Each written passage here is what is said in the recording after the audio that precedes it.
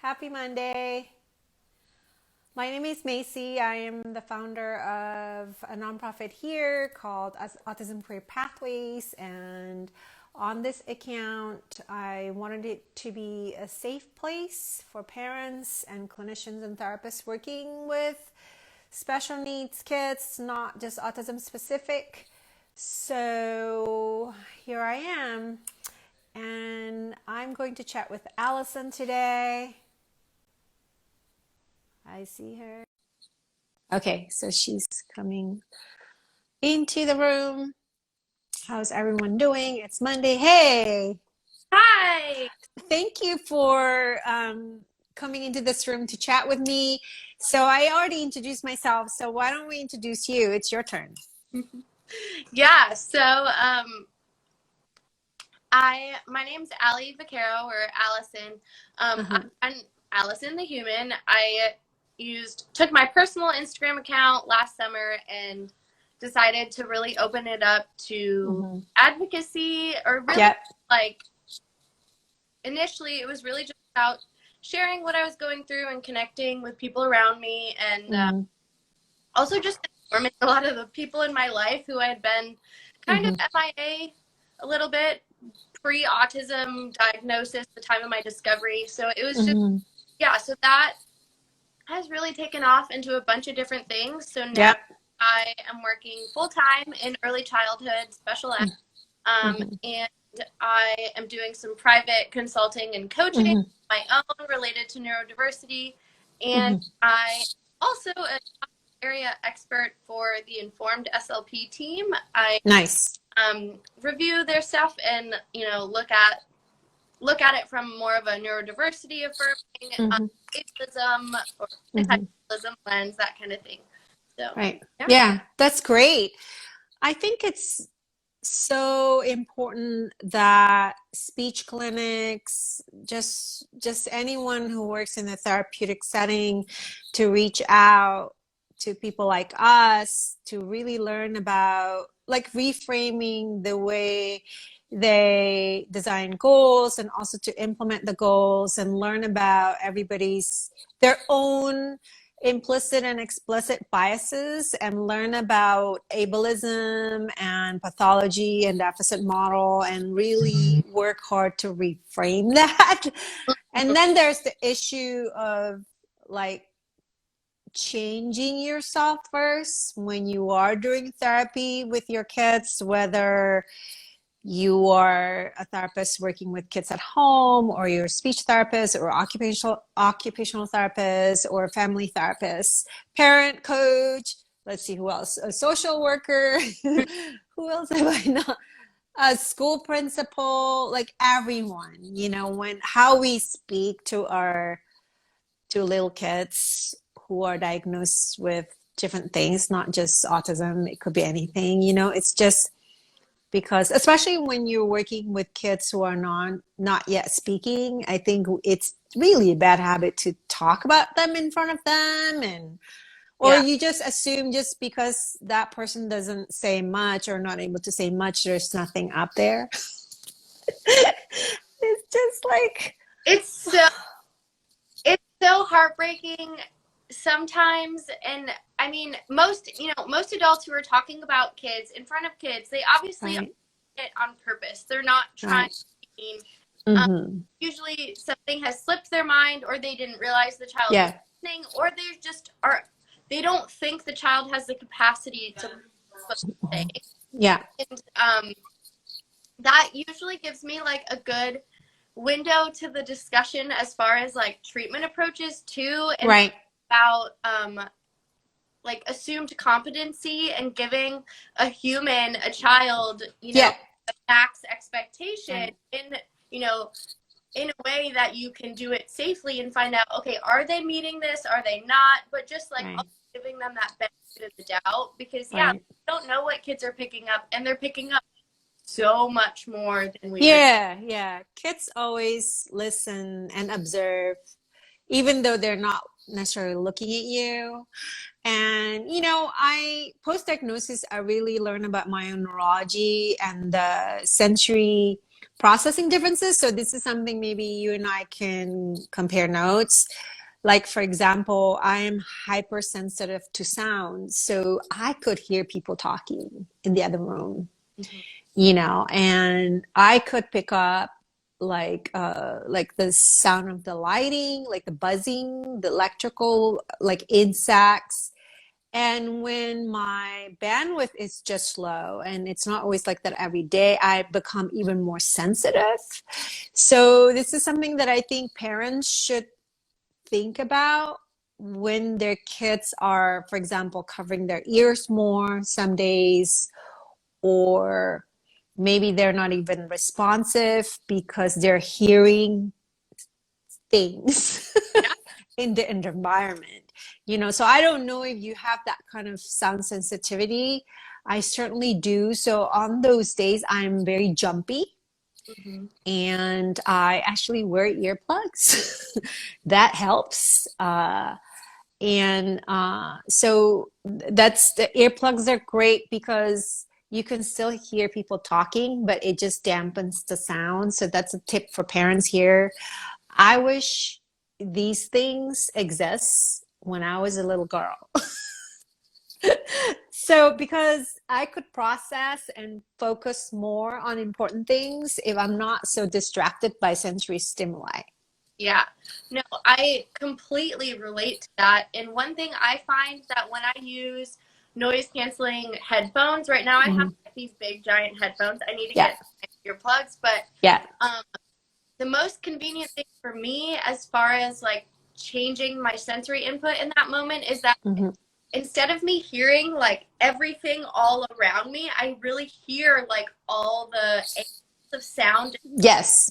and things. But when I have earplugs or headphones on, it lets Mhm. me focus on like kind of one channel of Yeah. auditory information. So usually it's something in front of me because that's where most Right. people expect me to be paying attention to. But Right. yeah, it definitely helps with that because like you said, I have definitely a hypersensitivity to sounds, but Mhm. one thing that I talk about a lot with parents is that like my own as well as probably their kids' sensory Right. profile is changing all the time. Yes. Especially Yes. for kids whose bodies are still developing so rapidly, Mhm. I imagine that is making it Yeah. even more, kind of hit Right. this change, Right. that change. And Yeah. because yeah, I find some parents are really, really like will really talk about one specific sensory seeking this or this idea, Right. and then all of a sudden it's not soothing anymore. All of a sudden Right. not seeking that or whatever. Yeah. Yeah. And it's It's definitely tough because I think for you and I, we're adults and we learn to turn inwards to really pay attention to to the cues for our bodies, and little kids can't do that. So another tip for parents here, so for me, I cannot have stuff on my head because that triggers migraines for me. So I can't wear headbands, those pretty bows, anything on my head, because that just causes another type of problem.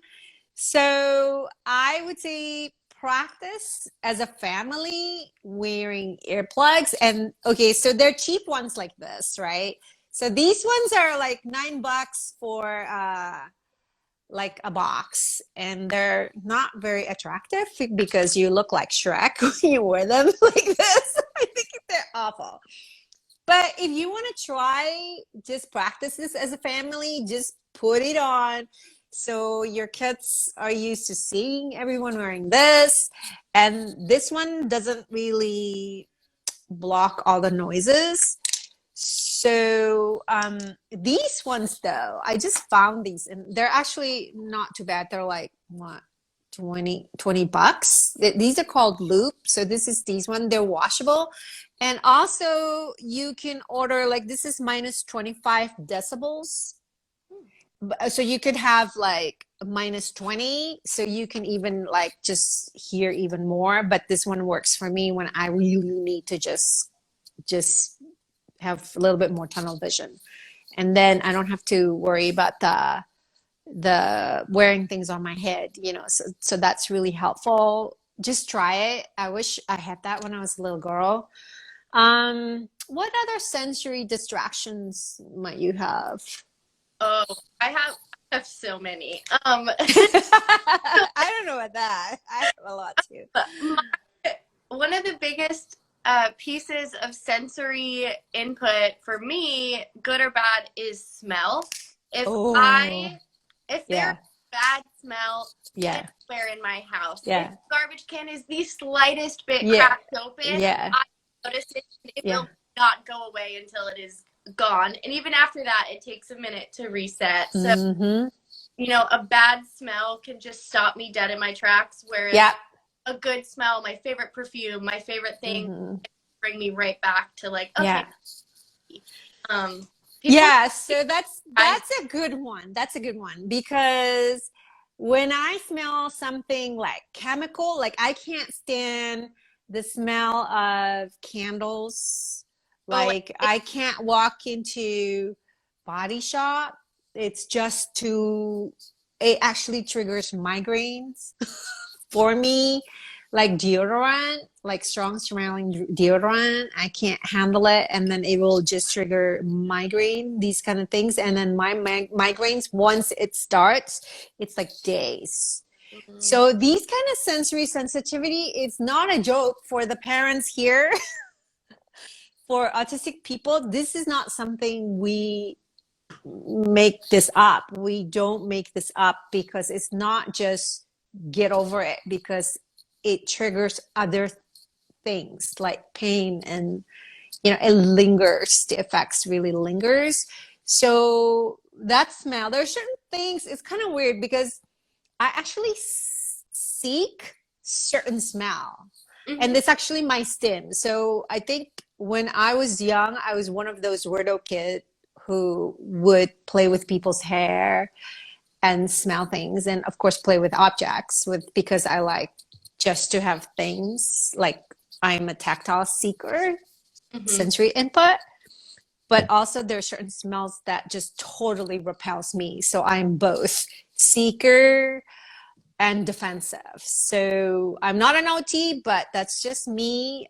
It's possible for people to have both, right? Mhm. Yeah. So another sensory wonkiness in me is light. Are you sensitive to light? Yes, yes. Hmm. I can be so sensitive to light. In workplaces, the fluorescent lighting definitely gets to me, Yeah. but also sunlight. And Hmm. sunlight's gotten worse with age. Yeah. Right. It also, I think, changes with like how generally regulated I'm feeling that day. Right. 'Cause some days I walk outside and it's immediate tears. I'm like Right. blinded by anything. Yes. Can't be out. Blinded by the light, like the song. Yeah. Yes. But other days, like I spend the whole day Yeah. outside, I'm like fine. So it really It depends. depends on your, I Yeah. guess, your battery power pack or whatever. Yeah. So again, for parents of young kids here, practice wearing sunglasses when you're out, because I think that would help in the long run. So I have the Irlen syndrome, which it's an ocular distortion, I guess. So if I'm like coming into the house, which is not as bright as outside, that contrast would just distort my vision. And then sometimes it triggers a migraine, so it's kind of weird, but it's just I can't see that contrast, and everything just my vision gets distorted. uh, so this is another thing that I think parents can be aware of, especially for kids who squints Yeah. And a that lot. Yeah. point that you mentioned, because I for years didn't wear sunglasses because I didn't Yes. on my face. Yes. It's That, right here on my head. I don't like it. but there's Yes. that another thing that you reminded me of is the other big reason that my light Mhm. sensitivity, or the big place my light sensitivity shows up, is when I'm sleeping or trying to sleep. Mm. I close my eyelids. There are Yes. days where it looks like all of the light is coming through. Like Yes. whatever reason, whatever's blocking the light, like isn't Yeah. doing it. And so it's Right. that now as I grow up, I realize, oh, a night mask can help me in that. Yes. For years, I didn't understand why Right. it was so hard. I mean, it's hard to sleep for a lot of reasons, but Right. that was definitely a big factor. So imagine if you're hypersensitive to light and sound, that would really disrupt your sleeping pattern.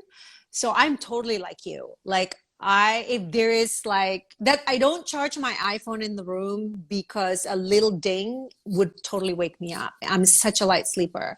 And then the lights blinking, you know, when you charge your Fitbit or something, and then it's blinking, it would wake me up. It's like, Totally. It's just so, and then once you're up, you're up.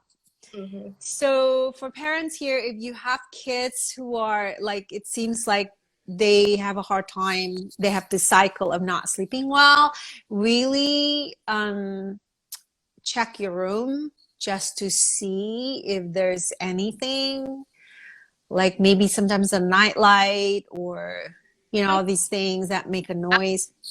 Have like a little light on them, like just a little like warning light to make sure everything's working. Those little blinking lights, Yes, not blinking, like those lights can really make a big difference. right. Yeah, absolutely. And then once you don't sleep well, and it just causes other kinds of problems, right? So did we cover everything? You know, and then there's tactile defensiveness. That's like, people probably know, like itchy tags. I'm totally like that. And you know, clothes that I used to love, like as they get older, you know, you wash them a lot and it just gets peely, like the fiber. I could feel that, and that's totally distracting for me, you know. And let's see, did we cover everything, Ellie? Yeah, In terms of sensory processing, I feel like we're missing something. that's definitely I mean, that's a good chunk of the sensory processing stuff. I also have an issue with clothing, or various Right. clothing, Right. and Right. Yeah. that's kind of a Yeah. but as an adult having to wear professional clothes that Yeah. are like sensory friendly Right. has a giant pain, but Yeah. yeah. Yeah.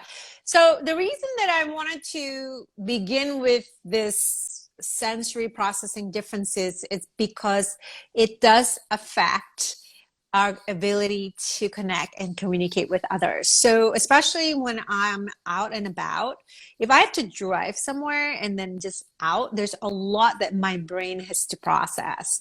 So a lot of times when people say hi to me, like I will not realize that until like 10 steps ahead. And then I realized, oh, I think that person's trying to talk to me. And I didn't, you know, that the delay in the information processing is more difficult when we are out and about. So maybe you can talk about that, you know, for parents and just people. So it just takes time to transition, like from home to the car. And when you're in the car, that's hard work also for people who have sensory processing differences, because being in the car exhausts some people because of the sensory input. And then you go to speech therapy, right? So you see your kids, they need time to transition because of the reason processing differences that we just talked about. And then you have to notice that and just give yourself time for your client to adjust. So when you work with your kids, can you talk about like these transitioning into speech therapy session and what you observed? Yeah. I so especially when I'm working with preschool kids, Yeah. my favorite start activity is Play-Doh. Oh, smart. I'm sitting at the table. Each child, when I'm in real world, not outside of, or not COVID world, when I have groups of multiple kiddos come in, they're playing with Play-Doh. Sometimes we'll have like lavender in the googly eyes in the Play-Doh. So they've got all this different tactile. Be busy with their bodies. Right. ideally there's some good smells in there, and Mm-hmm. just kind of have like some casual chit chat. Like I don't Yeah. any greetings or anything Mm-hmm. like that. Right. And I really try to discourage parents from having our like check-in discussion during that time, because I want Right. a calm time for Yes. kids to really interact with the toys in front of them, the Mm-hmm. peer next to them, to see what's Mm-hmm. going on. I usually have our Yes. schedule behind me so the kids can ask me questions. Yeah. I give a good 5 to 10 minutes of intro to all of my groups and sessions, because Mm-hmm. I mean, just like the kids, I need a minute to get into therapy. Yeah. The more I learn about myself and my own auditory processing, the more I Right. can overtly model it for them and for the, Right. oh, I need a minute, so this is how I'm going to take that minute, Yes. is what Yes. it's like. Yes. And that's been the most useful strategy, to just say, yeah, Yeah. me, but really it's for everyone here. Yeah. Yeah. Yeah. That's a really, really good point that you can actually um, help them to settle down by allowing them to just engage in their preferred sensory modality, I suppose. So I think for me, the way I reset, like in between, if I have to focus, I have to do my walking and pacing, right? Before I can sit here and focus. And then when I'm done, it's like I have to switch off my brain. But what also helps me is like doing something with my hands, like Play-Doh. So I do a lot of baking. I suck at baking because I don't read instructions very well. I mean, even though it's something that I've made a million times, if I get distracted, I would like forget the flour or forget something very, very important. And I can't remember. So if I'm supposed to put like 3 cups of flour and you talk to me, like I would totally not remember. It's just things like that. So I always tell parents like do cooking activities really good because it's motivating. It's a motivating activity. And then in the future, hopefully our kids will grow up and they'll have these activities that they could just do to reset, whether it's building something or making something in the kitchen. It doesn't have to come out, but it's just an activity where you can just like refocus, read instructions, use something with your hands, like that, and just feel like, okay, I get this, and that's like a Play-Doh thing, like a warm-up activity or an activity in between. If you see your client is kind of like not feeling it, or just for whatever reason they have outbursts or sensory meltdowns, so doing these kind of activities, I love how you make that available at your clinic. That could help a lot. Are there any other activities that would be a good sensory reset? It definitely depends on the kid, Right. because obviously everybody's sensory profile is going to change a ton day to day, Right. human. But another one, my other two go-tos are an obstacle course. I try to have like Oh, I like that. in every session. Yeah. Even if we just each kid goes through it once, just to Right. usually try to get some crawling, some walking Mm-hmm. things, a balance beam, and Yeah. bubbles, which Right. bubbles are sometimes a part of the obstacle course, which can be Right. extra fun, but Yeah. bubbles tends to be a really fun reset for some kids, but Right. other kids it's too exciting and Yeah. it's too much fun, so it's kind of the It opposite. depends on the kid. Yeah. Yeah. Well, I like the exercise part because that's kind of like adults who, after you have a long day at work, you would just go for a jog or like take a walk, to reset. So it's a good idea also in a therapeutic setting. Okay, so now that we've talked about getting the kid's mind and body ready for a therapy session, then we go into the implementation of the speech and communication tool.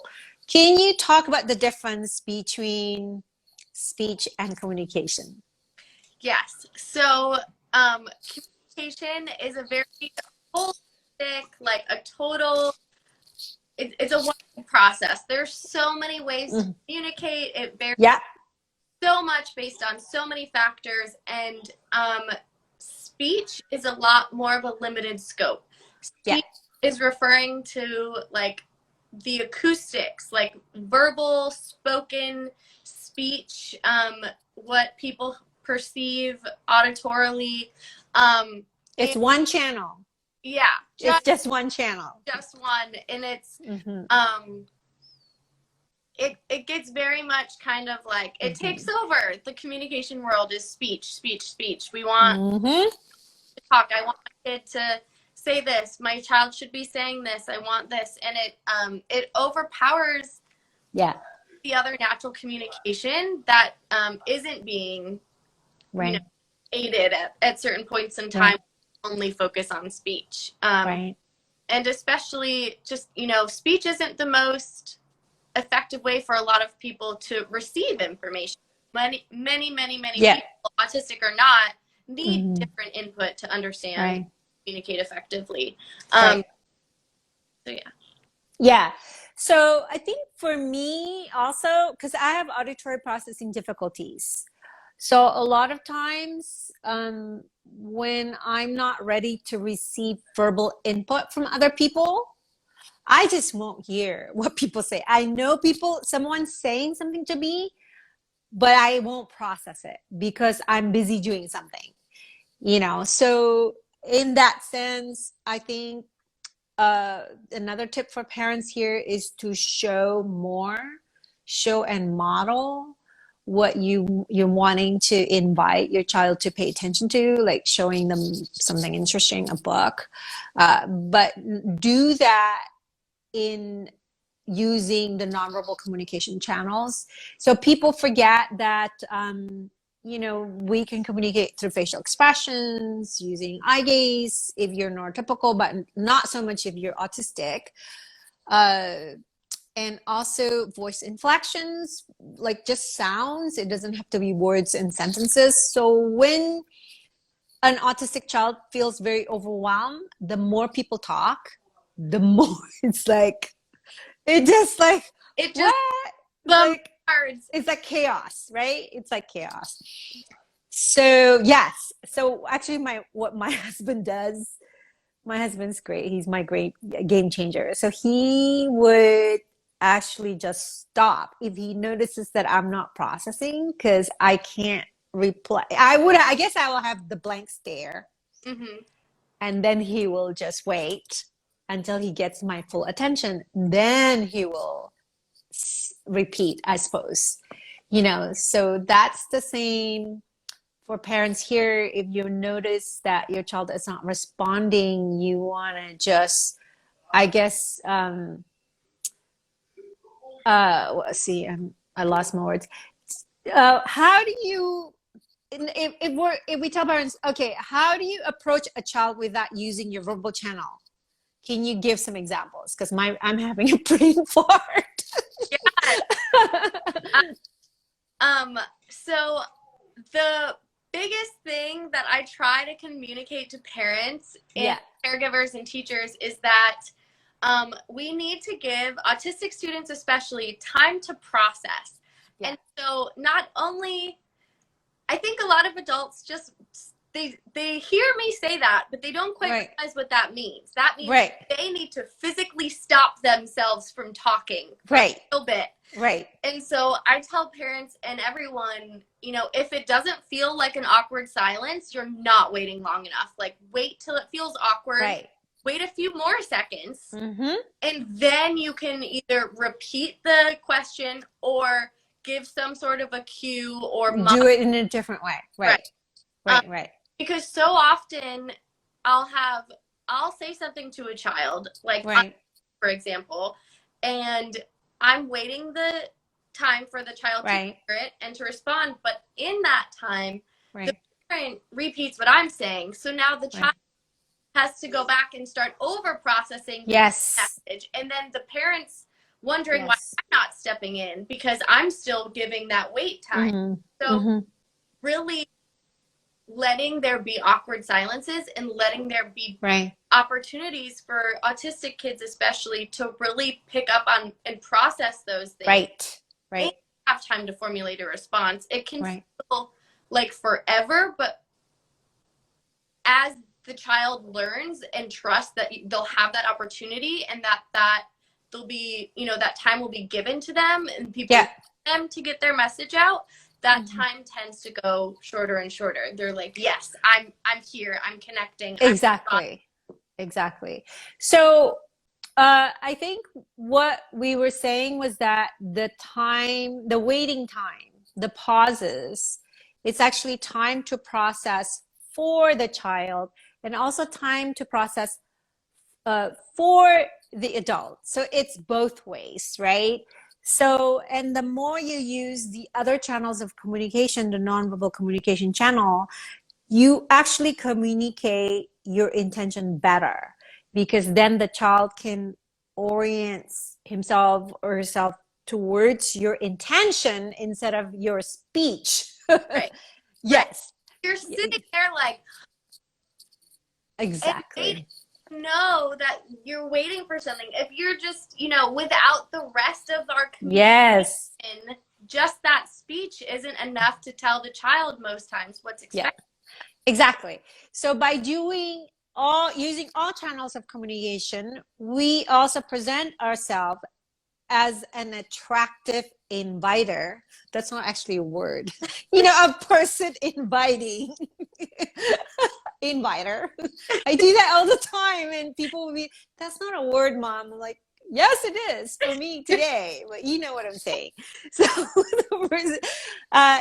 yes. So, who wants to like engage with an adult who's just like spitting like speech, like instructions and the same repetitive questions, you know, so that's not really attractive.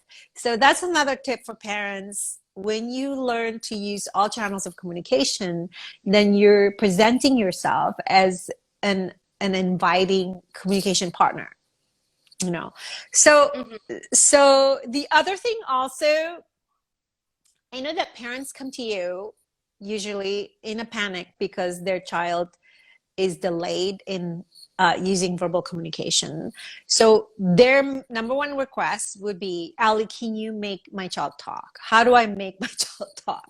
So how do you educate parents about the process and so on? Yeah, so I always start off by really highlighting what is holistic communication, because not that parents are coming to me fully aware of all of these different communication methods and they're still thinking, oh, I want speech only. Like they just don't know. Right. They don't understand. They don't understand it. They don't have the context that we do. So I just explain, you know, there's so many different ways to communicate. We can use, you know, body language, facial expression, intonation, you know, positioning and things like that. But also like writing things down and using different like AAC and all of that. Visuals, Yeah, and I really try to emphasize that language is the that whole, and language is kind of like a universal brain function, and that it's not necessarily one localized area, and it's impacted by everything else, like language and cognition and communication. There's just so much working together all of the time. So I try to highlight all of the broad factors, and to then it usually gets across the point of, oh, okay, so we have all these resources to learn from and communicate with. Why would we only focus on one? That's going to lead to frustration. It's just that trust. Right. If it's not working and you're only trying that method, the child's not going to feel safe in that. Right. Yeah. That's so wise, because I think if we can educate parents that there's so many different channels of communication, and I think the verbal channel is, I think, about 20% or less. So it's more important actually parents model the other nonverbal communication channels as part of meaningful communications, because by doing that you're working on the building blocks to nurture communication, and communication intention is more important than being able to follow instructions or answering questions. So I don't know if I told you that I used to do 12 years of ABA when I got started into this. So I know a lot about behavioral intervention, and I think because I'm autistic, I just knew intuitively that something was not right, even though I didn't know exactly what it was, right? It just didn't feel right. But of course now I know, like after I did ABA, I got certified in relationship development intervention, which is more like floor time and sunrise. So it's more about engagement and like parent training and so on. And still I left that behind because I just felt like there has to be something more that's not about fixing. Right. Not about fixing the person and changing the person to be neurotypical. So I think the other thing that I want to tell parents about early intervention choices, and when you're choosing therapies that takes a lot of your child's time, that child's childhood becomes therapy time. And a big chunk of that, it's actually teaching static communication, which is very unnatural. We just don't develop language by repetitions. So presenting pictures, presenting repetitive instructions and like same questions and so on. It's just not, I mean, it would appear that your child might be answering the questions, but that's not meaningful language, right? Yeah. And then the other thing also, when we look at how babies develop language, they actually learn nonverbal communication first, right? Gestures, like cooing, like playing peekaboo, and all that. Now, with autistic kids who were given intensive therapies, focusing on making them becoming verbal, you know, however the method is, by verbal imitation or answering questions, or it's like you're flipping that sequence.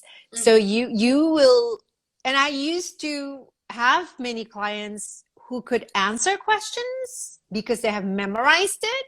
It was very specific to that stimuli or verbal instructions, but they have no understanding of the context on when and how to use that particular response.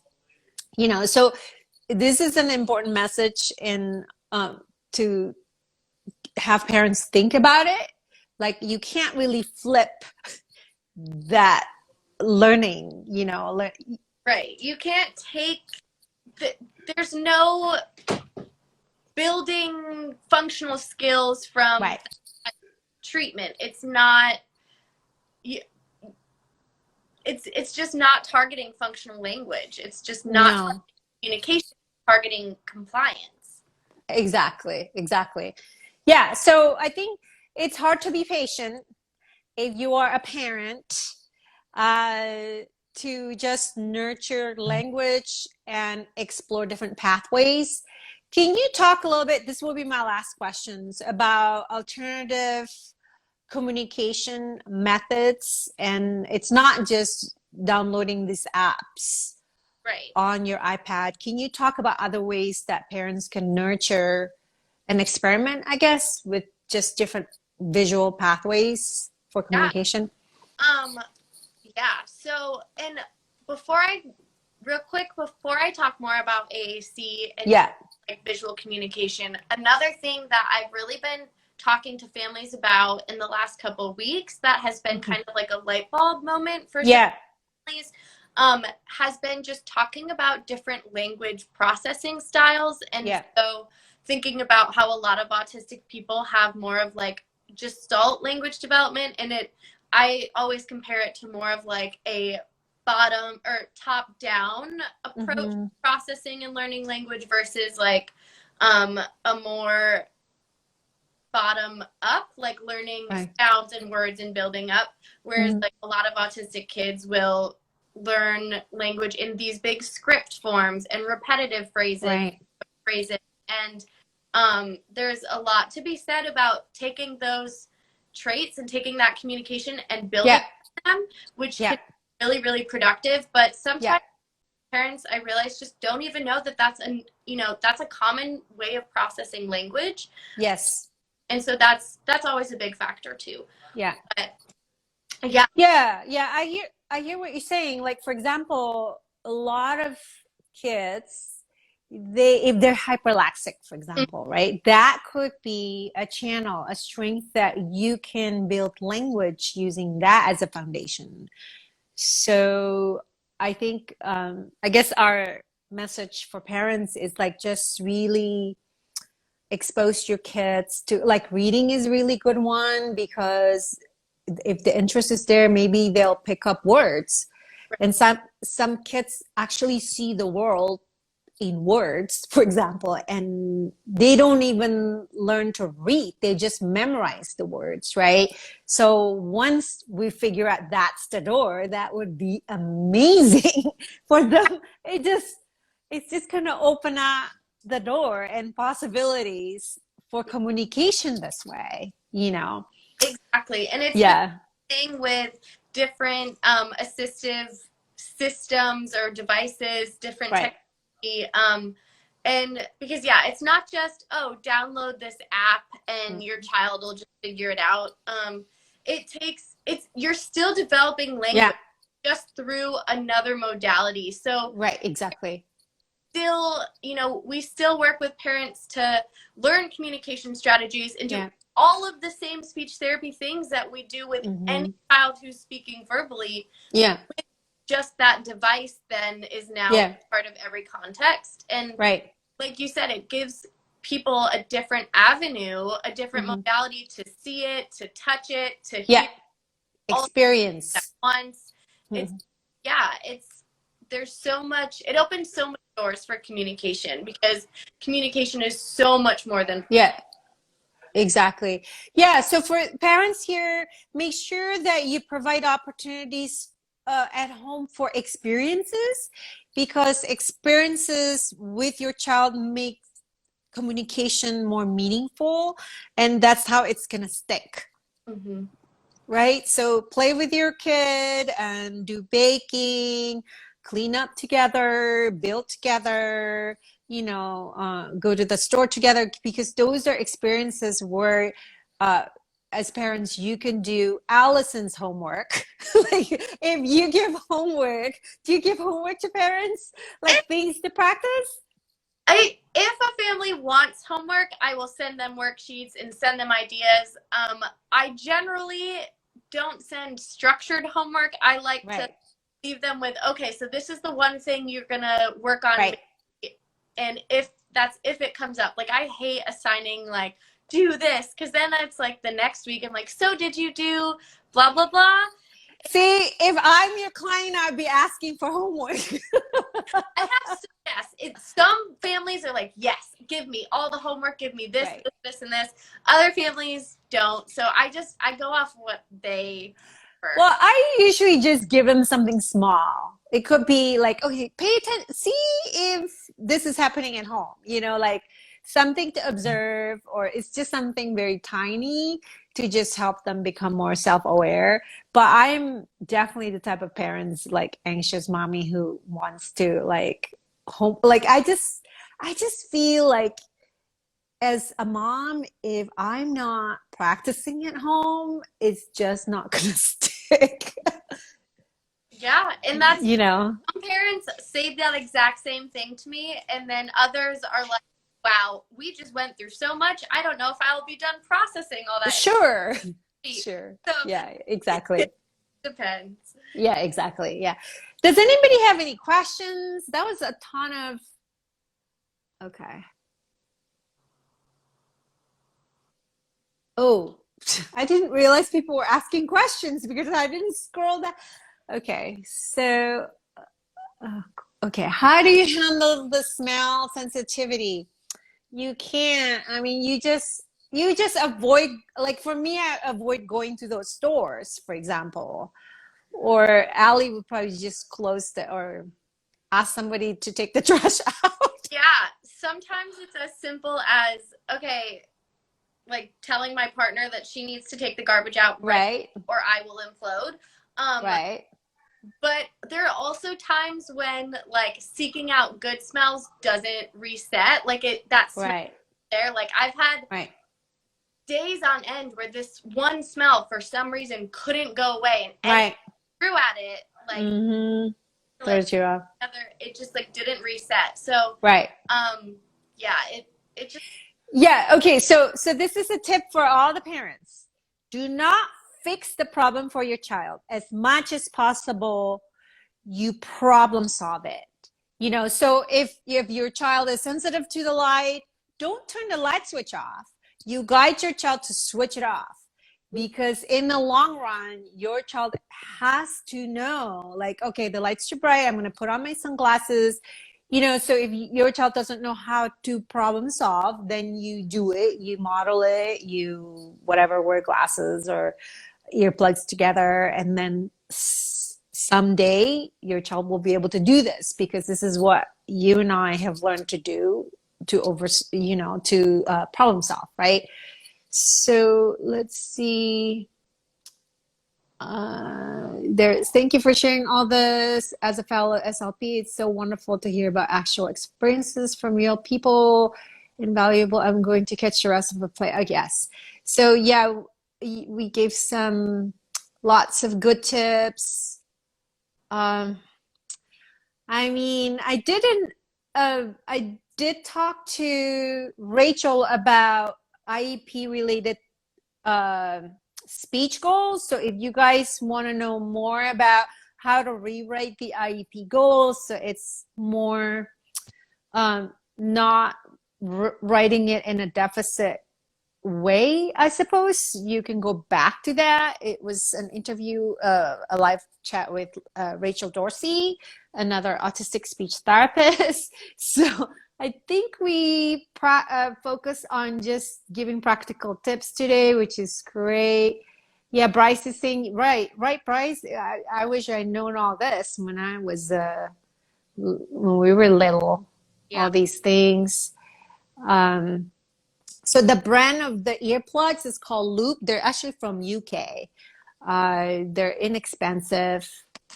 My son is hyperlexic. I would love advice on how to build on that. So kids who are reading early, do not test them. That's all I'm saying. If you just make it a wonderful opportunity every night to read a book. Don't turn nighttime bedtime reading into a test. Like asking them, what is it, what color, that's the job of your therapist.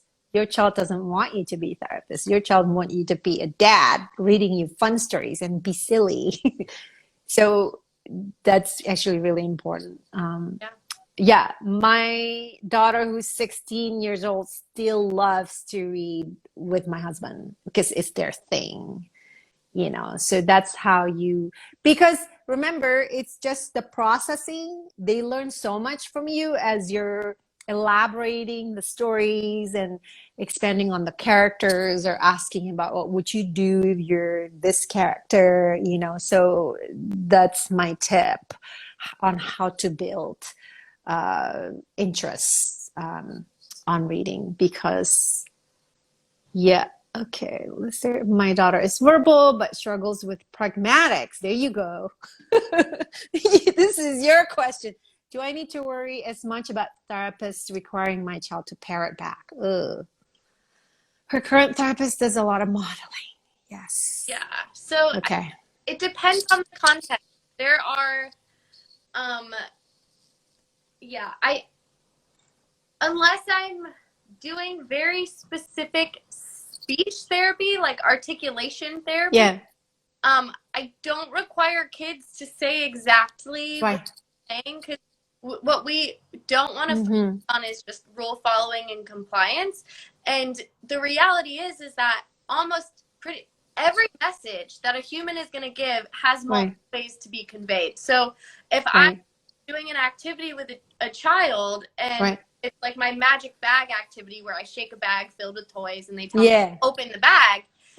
But they don't say open the bag. They say, oh, or something, you know, and I know that their intent is that, but they're not saying the full word, even if maybe the last time they did say the full word.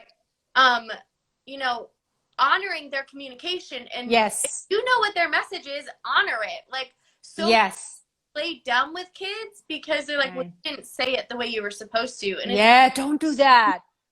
The message was communicated. Honor that communication connection, and then you can tweak the message in the future if you need to.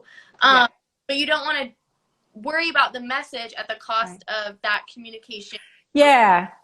This is a very good question. So for parents here who have kids diagnosed with apraxia, for example, right? When you know that verbal channel is extra hard for them.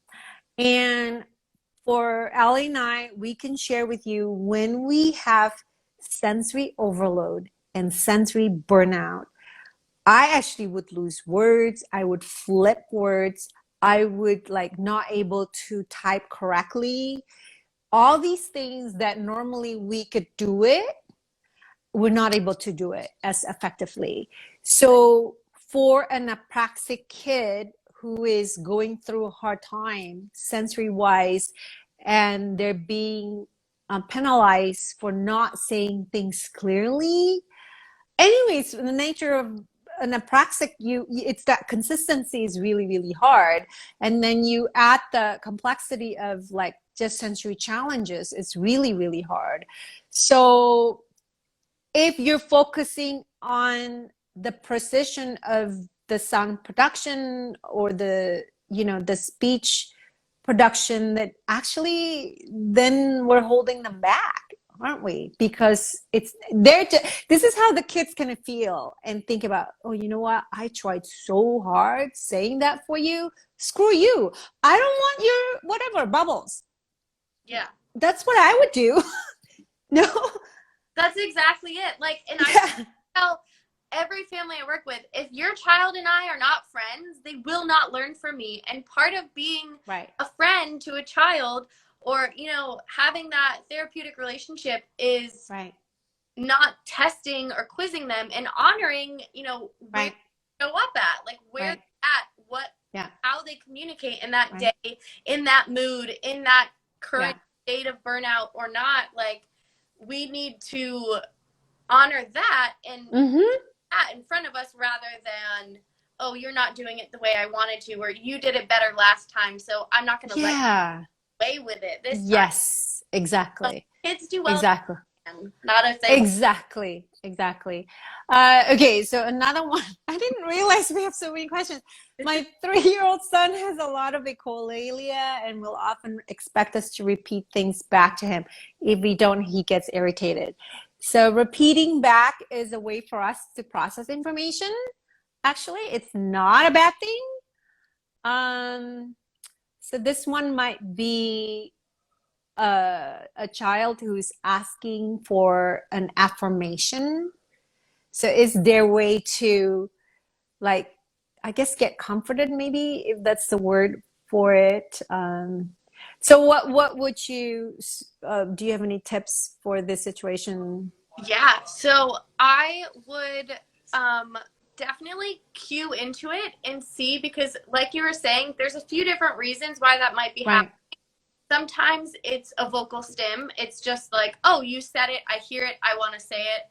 Sometimes it's more of like the echolalia of, okay, you said it, I processed it enough to know, oh, she said this, but I'm not fully hearing it until I hear myself say it maybe and have a second. So like, yeah, it's that loop of understanding, processing. So, and it can be different day to day too. So sometimes it might be a fun stim that is into like, oh, I'm being a kid and I'm joking around and this is fun.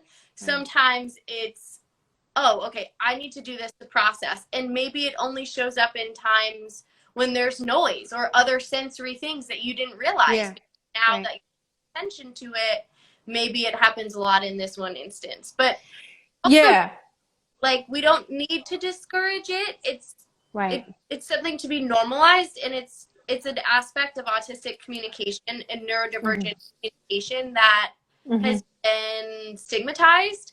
As far as like like you see it a lot in portrayals of autistic people where they just imitate everything, or like they'll whisper it back, and it's definitely a trait that's been portrayed a handful of times in media, but it's a normal part of communication. We're exactly. Here's another way for parents here to think about this. When you think about how many times an adult repeat to a child, because when I'm anxious, I tend to repeat myself. I repeat myself, but when I'm around my son and when I feel anxious, I also tend to repeat myself.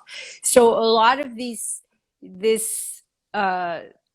how kids want you to repeat back, that's just the mirroring how we are towards them. So their therapists do that, like repeating their questions. So why shouldn't they ask you to do the same, right? That makes sense. All day long. That's exactly. So here's, I think this is the last question. Oh, there's a question about, oh, not this one, this one. If somebody doesn't appear to be paying attention while I read to him, but will still sit with me, you're lucky that your child is still wanting to sit with you. So for autistic people, autistic communication is different. And I think definitely eye contact and the way we use our gestures and body orientation towards when we are with another person, that's different. So definitely don't worry about the eye contact. You know, we don't need to look at each other in order to process what's going on. And definitely if you're reading a story and your child is enjoying it, your child's sitting on your lap, then that's definitely processing, you know. So when we say, oh, that kid's not paying attention, we just assume that, you know, I think your child, if your child can say, if you stop, for example, I'm sure your child will like, why are you stopping? Because I'm like listening to you. So be really, really careful when you think negatively, I suppose.